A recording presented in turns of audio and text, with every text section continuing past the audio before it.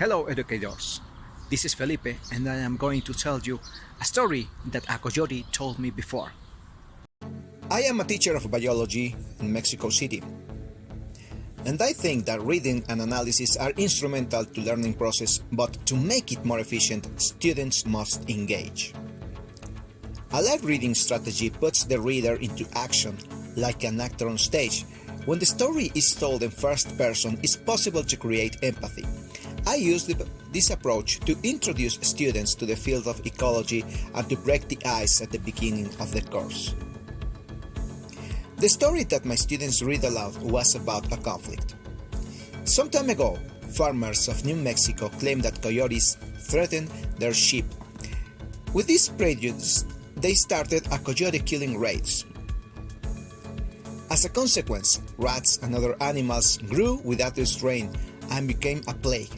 To kill rats, farmers released poison and many small mammals died.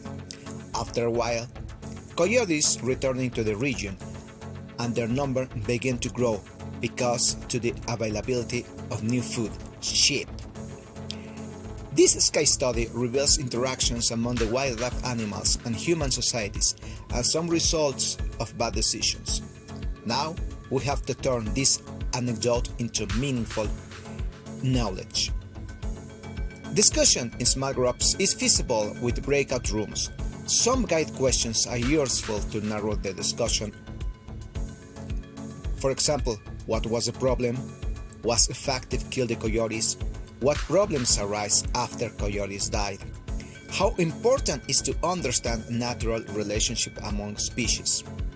Conclusions from this activity is what is the importance of predators and why people should know more about ecological interactions. These are some evidences of what they learned from this activity. Many students knew what is a predator in ecosystems and what the function is to limit growth of small animals. Comments of how important it is to understand and give value to animals perceived as noisy but essential for survival. I liked in particular that the students in this class didn't mention contamination or garbage segments, because most people think that ecology is only limited to waste management practices. These were aimed to prompt curiosity on ecological subjects in the students and to share respectfully their opinions to feel empowered. The youth developed some communication skills through collaborative work and gained knowledge in wildlife and how human actions may impact on a large regional environment.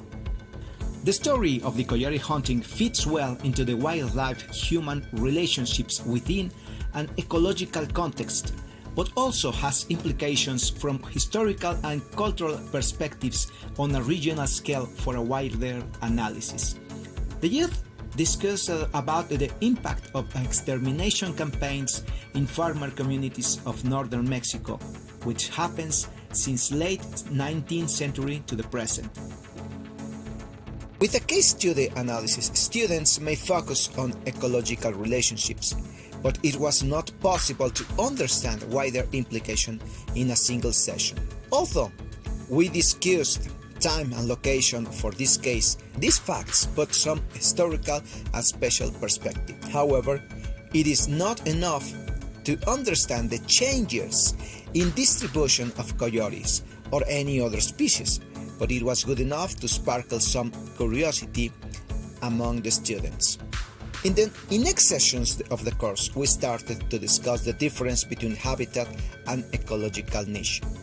From these concepts, we may know whether the changes in population sizes and distribution of coyotes are owed to an expansion of habitat or creation of niches.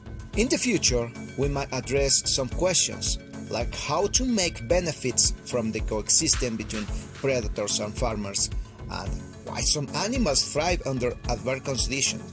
So, this was my proposal. Hope you enjoyed, and thank you.